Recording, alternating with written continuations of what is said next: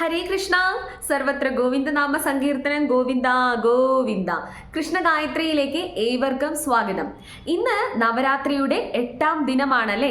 8ാം ദിനത്തിൽ ദേവി ആദിപരാശക്തിയെ നമ്മൾ മഹാഗൗരി എന്ന അവതാരത്തിലാണ് ആരാധിക്കാറുള്ളത്. ഇന്ന് നവരാത്രിയുടെ ഈ 8ാം ദിനത്തിൽ നമുക്ക് ദേവി ആദിപരാശക്തിയുടെ നവദുർഗാ ഭാവത്തിലൂടെ ഒന്ന് കടന്നു വരാം. ശൈലപുത്രി, ബ്രഹ്മചാരിണി, ചന്ദ്രകാന്ഠ, കൂഷ്മാണ്ഡ, സ്കന്ദമാത, കാർത്യായനി, കാലരാത്രി, മഹാഗൗരി, സിദ്ധിദാത്രി ഇവയെല്ലാമാണ് ദേവി ആദിപരാശക്തിയുടെ നവദുർഗാ ഭാവങ്ങൾ.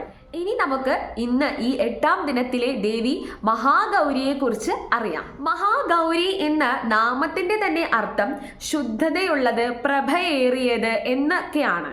ദേവി ആദിപരാശക്തിയുടെ ശൈലപുത്രി എന്ന ഭാവം പറയുമ്പോൾ നമ്മൾ പറഞ്ഞല്ലോ, സതീദേവിയുടെ പുനർജന്മമാണ് പാർവതി ദേവി എന്നും പർവ്വത നരേശനായ ഹിമവാന്റെ പുത്രിയാണ് ദേവി എന്നും ദേവി അതികഠിനമായി തപസ് ചെയ്തു ഭഗവാൻ മഹാദേവനെ സ്വന്തം ഭർത്താവായി ലഭിക്കാനെന്നും ഒക്കെ.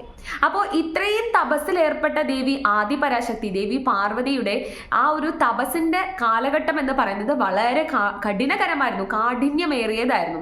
അപ്പോൾ ദേവി പുറത്ത് നടക്കുന്നത് ഒന്നും തന്നെ അറിയുന്നത് പോലും ഇല്ല.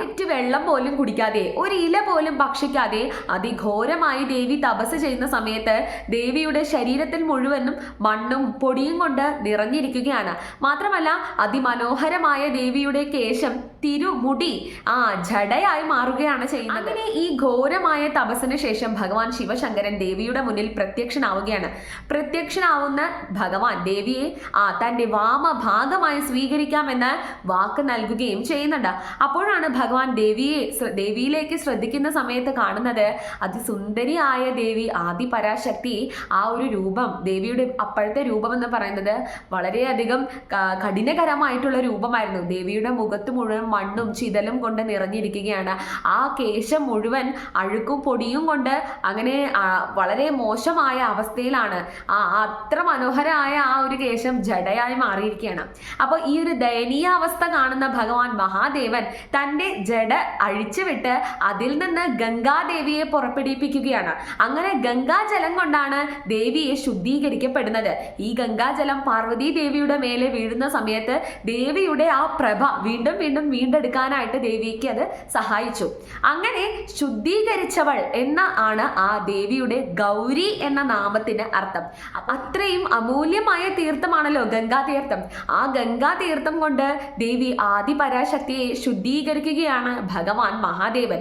അങ്ങനെയാണ് ദേവി പാർവതിക്ക് ഗൗരി എന്നുള്ള നാമം വരുന്നത്. ഗൗരി എന്ന നാമത്തിനർത്ഥം പരിശുദ്ധയായവൾ, ശുദ്ധമേറിയത് എന്നതൊക്കെയാണ്. പിന്നീട് ഭഗവാൻ മഹാദേവൻ ദേവിയെ വിവാഹം കഴിച്ച് കൈലാസത്തിലേക്ക് കൂട്ടിക്കൊണ്ടുപോവുകയാണ് ചെയ്യുന്നത്.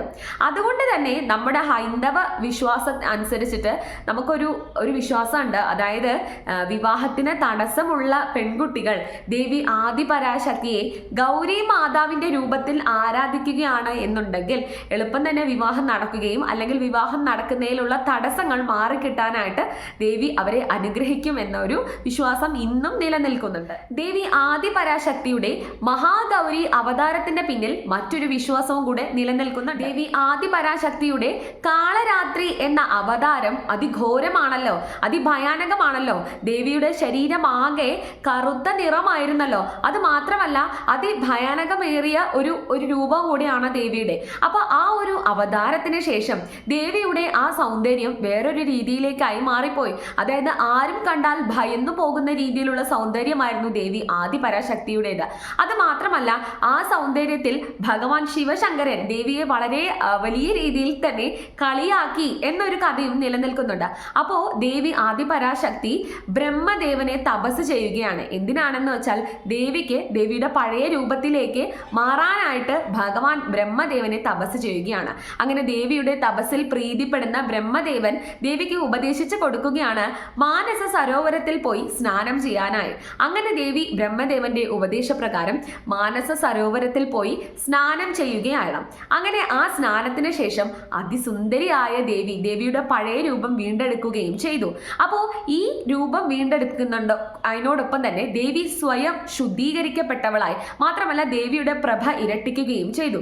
അങ്ങനെയാണ് ദേവിക്ക് മഹാഗൗരി എന്ന പേര് വരുന്നത്. അപ്പൊ ഈ മഹാഗൗരി എന്ന പേരിനർത്ഥം പരിശുദ്ധയായവൾ അല്ലെങ്കിൽ പ്രഭയേറിയവൾ എന്നൊക്കെയാണ്. സർവസങ്കടഹന്യേ ത്വയം ധന ഐശ്വര്യപ്രദായിനി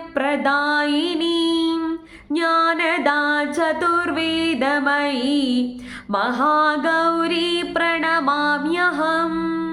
ഈ മന്ത്രത്തിലൂടെ മഹാഗൗരിയെ നിങ്ങൾ ആരാധിക്കുകയാണ് എന്നുണ്ടെങ്കിൽ നിങ്ങളുടെ ജീവിതത്തിൽ സന്തോഷവും ഐശ്വര്യവും വന്നു ചേരുന്നതാണ്.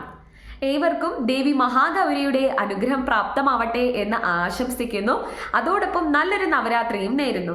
ജയ ശ്രീകൃഷ്ണ, ജയ ശ്രീ രാധേ രാധേ.